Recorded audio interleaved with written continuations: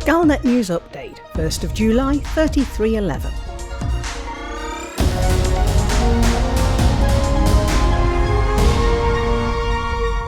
The Panther Clipper Mark II will cost more for early access than any other of the latest generation of Supercruise overcharge optimised ships, and this is apparently because of its size. The 5 ships released in early access, the Falcon de Lacy Python Mark II and Cobra Mark V, the Lakon Type 8, the Zorgon Peterson Mandalay and the Gutamaya Corsair, were all made available at the price of 16,520 ARCs for the base model, or 33,000 ARCs for the Stellar variant. This pricing will be maintained for small and medium ships, but any new large ships, including the Panther Clipper, will be nearly 20% more expensive at 19,020 ARCs for the base model and 38,000 ARCs for the Stellar variant. Despite this modest price hike, there is likely to be significant demand for the largest cargo ship in the galaxy.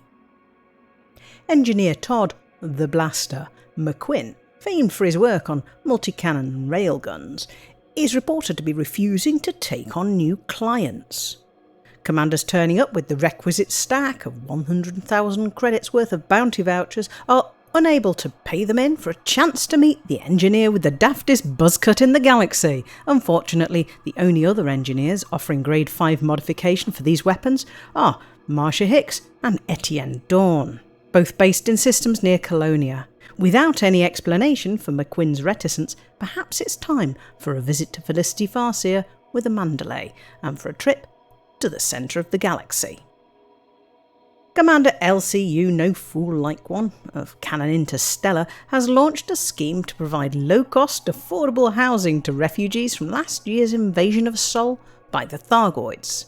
The trauma of those terrible events mean that many refugees want to start a new life in a new system.